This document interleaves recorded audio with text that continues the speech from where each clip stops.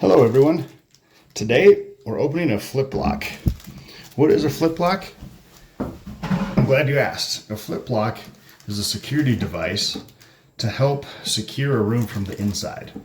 So in our basement we have an apartment, and in that apartment there's a door, and we want to secure that door so that the tenant feels secure. So the problem with the janky system that I just learned about is sometimes everything doesn't work the way it's supposed to. So I lost all the footage for my actual unboxing. So we're going to take a quick look at the parts of the package that remain, and then I'm going to go into the installation of the actual Flip Lok itself. So we'll do our best to recover what we can. The rest you're just going to have to use your imagination for. So this is the box for the Flip Lok, and it's a pretty good box. It's really clean and got kind of a matte finish on it. And one of the nice things here is it's got a little magnet closure on it. So this is the kind of box you can keep in your garage after you open it. And here's the lady that I was talking about who founded it for her kid. Inside here we have some instructions. Of course, we don't want to look at any of this until after it's installed, which is why we're looking at it now. But this is one of the most important things here when you install this. This little knurled piece has to be down, and inside here there's an Allen wrench right here. Inside here there's an Allen screw. You can see it a little bit here, Allen screw, and that way you can get it on the right or left hand side.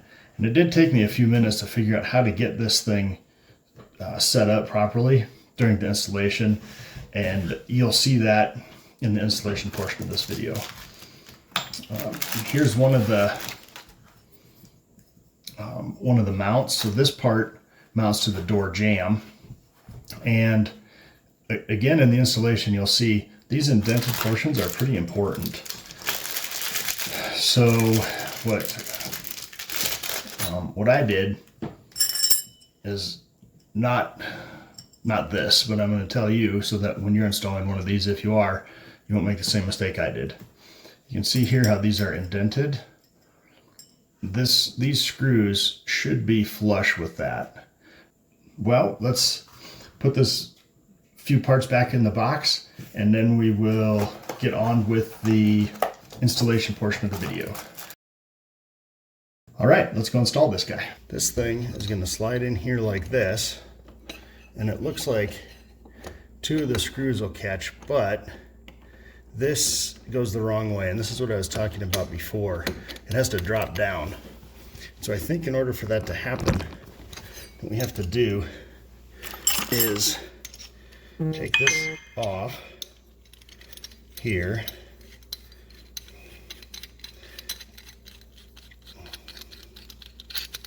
and then flip it some way. I'm just going to struggle with this for a minute. Okay.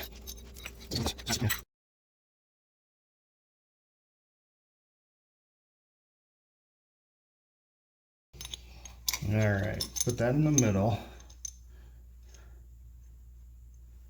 Stick that in the middle like that. Then you gotta stick this like that.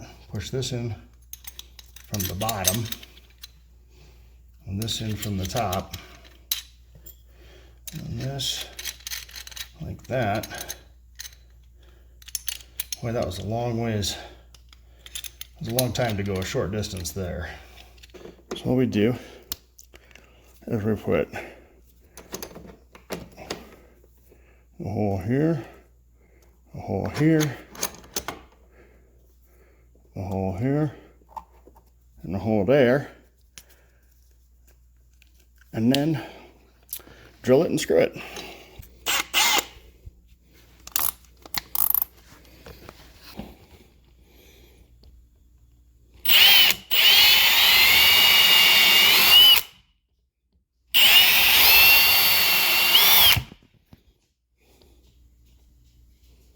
Angle this one in just a little bit. pretty close to the edge of the trim.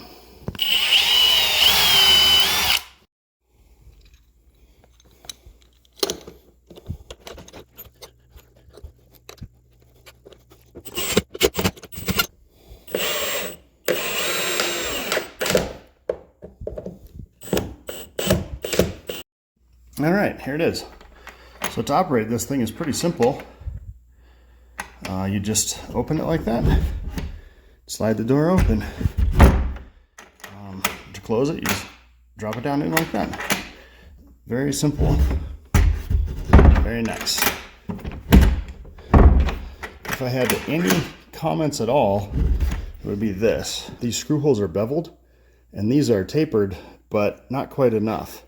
And so if you look at it, you can see they stick out a little bit. And what that has caused over here is some slight damage to the door. So what I'm gonna have to do is find some of these that are actually flush. So I'm gonna go work on that, but this is the general idea, and I'll fix this door. But if you're gonna install one of these, I do suggest making sure you have clearance. A little bit more clearance here would have helped. My door's a little snug, but that's it. Link in the description below. Thanks for watching.